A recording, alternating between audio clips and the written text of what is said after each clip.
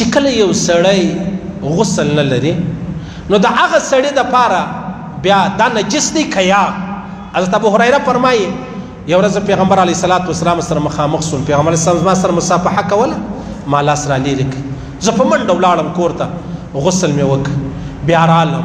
چې رالم ماته پیغمبر اسلام چیرې ولاړې ابو هریره ما یا رسول الله داسې زه نجسه وم داسې وم نو زه ولاړم غسل مې وکړ ول پیغمبر علیه السلام راته ویلي د مسلم حدیث دی سبحان الله ان المسلم لا ينجس مسلمان نجس کیږي نه پلید کیږي نه مرداریږي نه او حذیفه فرمایي پیغمبر اسلام صلی الله علیه وسلم ما ورته انی جنوب یا رسول الله زه بغیر د غسل یم و پیغمبر علیه السلام ماته وفرمایلی ان المسلم لا ينجس مسلمان نه مرداریږي پروا نه لري دا حکمي نجاست بلل کیږي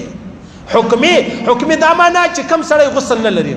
لمنځ نشي کولی تلاوت نشي کولی قرآن لره لاس نشي وروړلی مسجد لره نشي تللی طواف نشي کولی نور هیڅ پروا نه لري که ذکر کوې که درود شریف وایې که الله وایې که سبحان الله وایې که الحمدلله وایې که لا اله الا الله وایې هیڅ پروا چې دا نه لري حتی یو سړی غسل نه لري په یو ګلاس کې اوبه وڅښلې هغه ګلاس کې اوبه څښلی سي په یو پلیټ کې سالن وخوړی هغه سالن خوړلی سي هیڅ مشکل نشته پیغمبر علیه السلام فرمایي ان المسلم لا ينجس مسلمان نه لاس پلیت دی نه خوله پلیت ده نه بدن پلیت دی ها کزما لاس په بولو بیا د بما په شرابو په وینو هغه بیا مرداره ده خبره نو پیغمبر علیه الصلاة والسلام ته حضرت حذیفه ویل یا رسول الله انی جنوب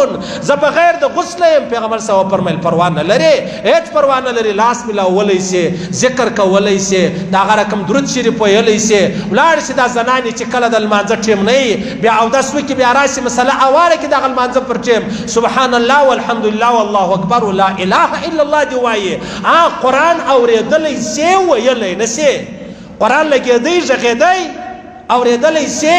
ویلی نه سي نو لهذا خبره دا سوه پیغمبر علیه الصلاة والسلام فرمایي چې څنګه مؤمن چې دی هغه نجس کیږي نه مؤمن چې دی هغه پلید کیږي نه مؤمن چې دی هغه خرابیږي نه ها نوره خبره دا ده چې کله تا غسل نه درلودی قرآن له لاس وروړلی نه سي قرآن له لاس وروړم قرآن ویلی نه سي مسجد لره ورتللی نه سي بس نور هېڅ یو خبره چې ډېر خلک ستا هغه غسل نه لري سلام نه ولې یاره غسل نه لرم نو چې غسل سړی نه لري سلام نشي ویلی یعنی شي ویلی نو ولا کلمه چې وایو ولا ذکر چې کوو هیڅ پروا نه لري سلام ویلی سي کلام ویلی سي کلام سمرات خبرې راواخله قرآن پاک نه او د هغسې مطلب ذکر و اذکار دا کولی سي دا خبره ختمه شو